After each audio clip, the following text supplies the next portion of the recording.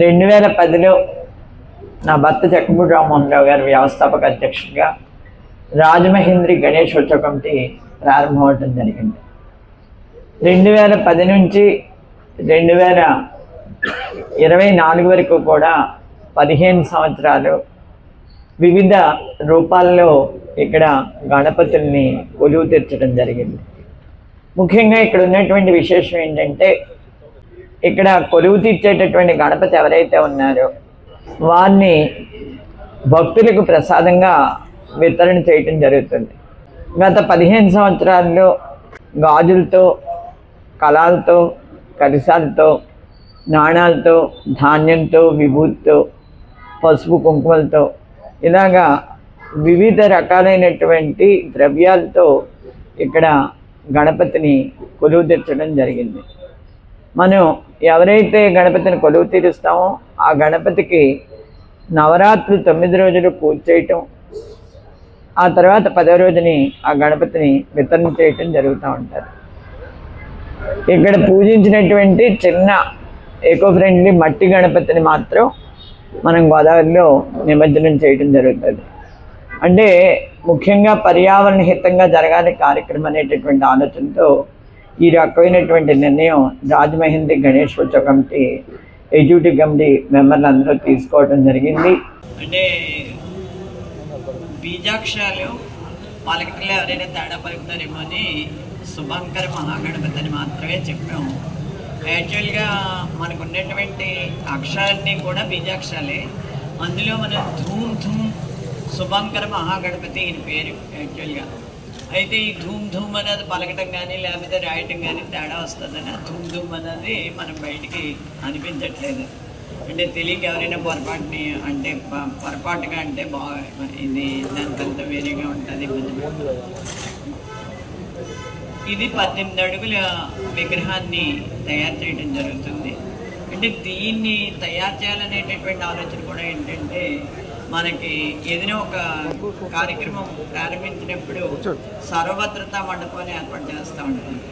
దాంట్లోకి చతుశ్రేష్ఠ కళాయోగిళ్ళు అనేటటువంటి 64 మంది యోగిల్ని మనం ఆహ్వానించడం జరుగుతుంది.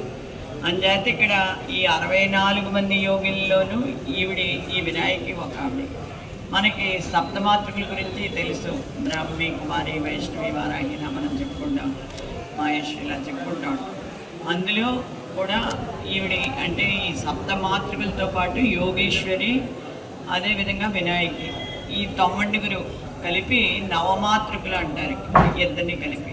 ఆ నవమాతృకుల్లో కూడా ఈవిడ ఒక ఆవిడ.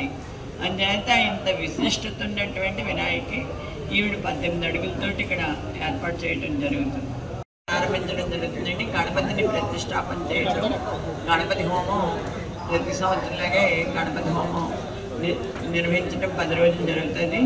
మళ్ళీ అంటే 7వ తారీఖు వరకు ఉంచుదామని అనుకున్నాం, కానీ 7వ తారీఖు ఉదయం నిమజ్జనం చేసేస్తున్నాం. ఎందుకంటే 7వ తారీఖు రాత్రికి గ్రహణం ఉంది కాబట్టి గ్రహణం టైంలో స్వామిని నిమజ్జనం చేయకూడదు కాబట్టి ఉదయమే నిమజ్జనం చేయడం జరుగుతుంది. అదే రకంగా దీనికి సంబంధించినటువంటి ఏవైతే ఈ పసుపొందులు అంటే స్త్రీలు మాంగళ్య సూచకంగా భావిస్తారు, దాన్ని ఆ రోజునే వితరణ చేయడం కూడా జరుగుతుంది. ఇప్పటికి 15 సంవత్సరాల నుంచి రాజమండ్రి చుట్టుపక్కల ఉన్నటువంటి ప్రజల యొక్క అభిమానులు చూరుకుంటూ ఎంతో అద్భుతంగా ఈ వినాయక చవితి ఉత్సవాలని ఇక్కడ ఈ ప్లేసులో చేయడం జరుగుతుంది. ఇది 16వ సంవత్సరం.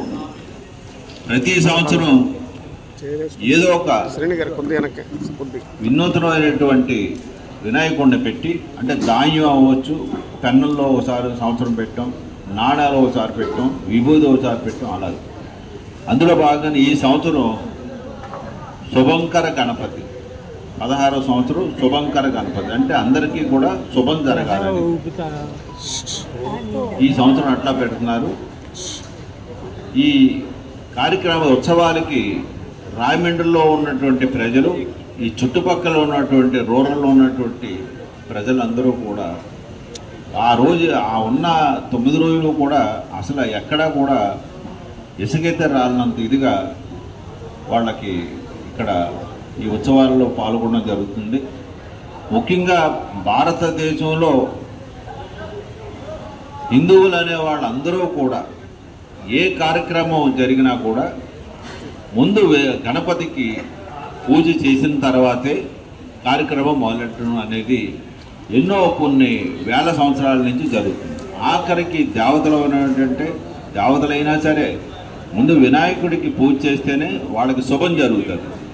అలాంటి వినాయకుడి యొక్క వ్రతాన్ని మనం అందరూ కూడా ఆచరించుకొని ఎంతో మనకి ఏంటంటే దీపావళి ఉంది, దసరా ఉంది, వినాయకుడు ఉంది.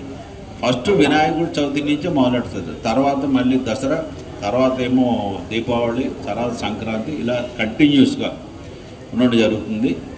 అందులో భాగంగానే ఈ పుష్కర ఘాట్ దగ్గర ప్రతి సంవత్సరం జక్కంపూడి రామ్మోహన్ గారు సతీమణి విజయలక్ష్మి గారు, రాజా వాళ్ళ అబ్బాయి రాజా, గణేష్ వాళ్ళ అమ్మాయి, అందరూ మళ్ళీ సాయి, వీళ్ళందరూ కూడా కొద్ది వ్యయ ప్రయాసాలు ఎంతైనా సరే ఈ వినాయకుడు ఉత్సవాల్ని రాయమండ్రిలో కంటిన్యూ చేయాలి. అంటే ఏదో 2 సంవత్సరాలు పెట్టి 3 సంవత్సరాలు పెట్టి కాదు, 15 సంవత్సరాలు కంటిన్యూ, ఇది 16వ సంవత్సరం ఇలా చేయడం అనేది నిజంగా వాళ్ళందరికీ కూడా నేను అభినందిస్తున్నాను. ప్రతి సంవత్సరం ఇలాగే ఈ ఉత్సవాల్లో కూడా కమిటీలో నేను కూడా పాల్గొనడం అనేది నా పూర్వజన్మ సుకృతంగా భావిస్తూ, జక్కంపూడి రామ్మోహన్ రావు ఆయన స్థాపించిన గత 2010వ సంవత్సరంలో ఆయన ఆరోగ్యంతో ఉండగా ఈ యొక్క కమిటీని ఆయన ఏర్పాటు చేశారు. వేళ 15 సంవత్సరాలు పూర్తి చేసిన 16 సంవత్సరంలోకి వచ్చి ప్రతి సంవత్సరం కూడా ఆ విఘ్నేశ్వరుడికి ఆయన యొక్క వివిధ రూపాల్లో ఉన్న ప్రత్యేకంగా మరి విజయలక్ష్మి గారు దాని మీద ఆ యొక్క ప్రతి పుస్తకం కూడా చదివి దాంట్లో అవపోషణ చేసి ఈ యొక్క కార్యక్రమం ఎలా చేస్తే బాగుంటుందని చెప్పి ఆవిడ ఆలోచన మేరకే ఈ యొక్క కార్యక్రమం చేస్తున్నారు. అలాగే మరి మా పూర్వజన్మ సుకృతం, అలాగే అయ్యప్ప స్వామి గుడికి మమ్మల్ని ట్రస్ట్ బోర్డు మెంబర్లుగా మరి శంకరావుని, నన్ను, రాజు గారిని అందరినీ కూడా ఆ కమిటీలో వారు ఏర్పాటు చేశారు. అది పూర్వజన్మ సుకృతంగా మేము భావిస్తున్నాం. అలాగే ఇక్కడికి ప్రతిరోజు కూడా ఉదయం సాయంకాలం కూడా ప్రసాదాలు కూడా మంచి పద్ధతిలో రుచికరంగా ఉండే పద్ధతిలో అక్కడే ప్రసాదాలు చేసి ఇక్కడ భక్తులకి పంచిపెట్టే విధానంగా అక్కడి నుంచి ఏర్పాటు చేశాం. కాబట్టి అందువల్ల ఆ వినాయకుడు మరి ఈ రాష్ట్రాన్ని, ఈ దేశాన్ని కూడా శుభం కలగాలని చెప్పి ఆ విఘ్నేశ్వరుని కోరుకుంటూ మేము సెలవు తీసుకుంటాం.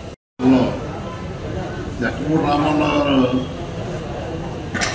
హైదరాబాద్లో భారీ ఎత్తున గణేశ ఉత్సవాలు జరుగుతూ ఉంటాయి. మనకు కూడా రాజమండ్రిలో కూడా ఏదో ఒక ప్రాంతానికి సంబంధించినది కాకుండా టౌన్లో ఉన్నటువంటి భక్తులందరూ ఏదో సమయంలో వచ్చి ఆ స్వామిని దర్శనం చేసుకునే విధంగా పెద్ద ఎత్తున ఉత్సవాలు జరుపుకునే ఆలోచన చేయడంతో 2010వ సంవత్సరంలో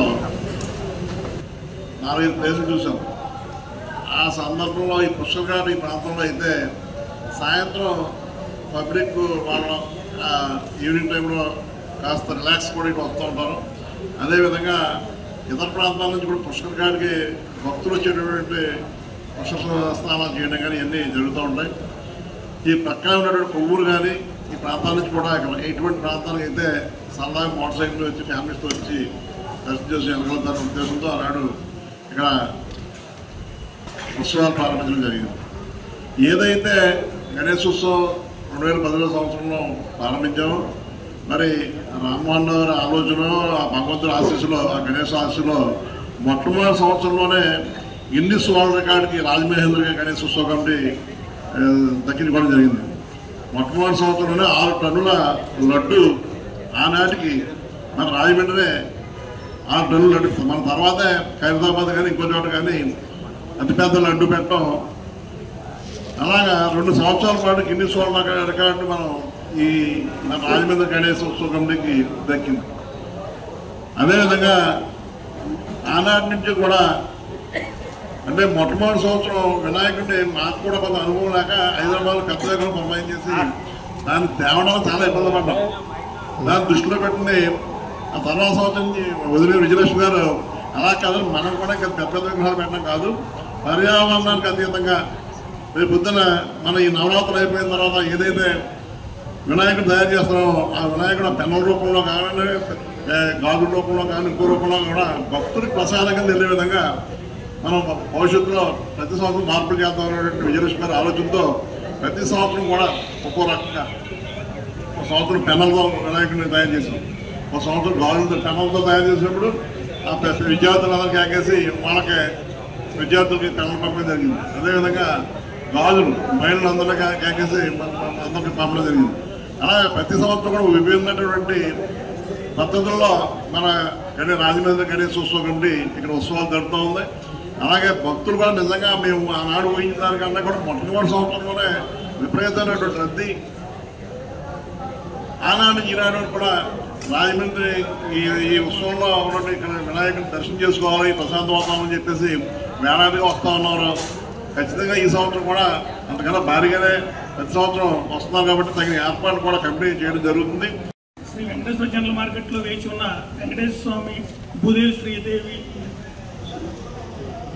సమేతంగా విచ్చేసి ఉన్న స్వామివారిని ఇక్కడ మన గణపతికి మండపంలో తీసుకొచ్చి ప్రతి సంవత్సరంలాగే ఈ సంవత్సరం కూడా కళ్యాణోత్సవం ఇక్కడ చేయాలని చెప్పేసి కమిటీ వారి కోరిక మేరకు మేము ఇక్కడ చేయడానికి ఈ సంవత్సరం కూడా నిర్ణయించుకున్నాం.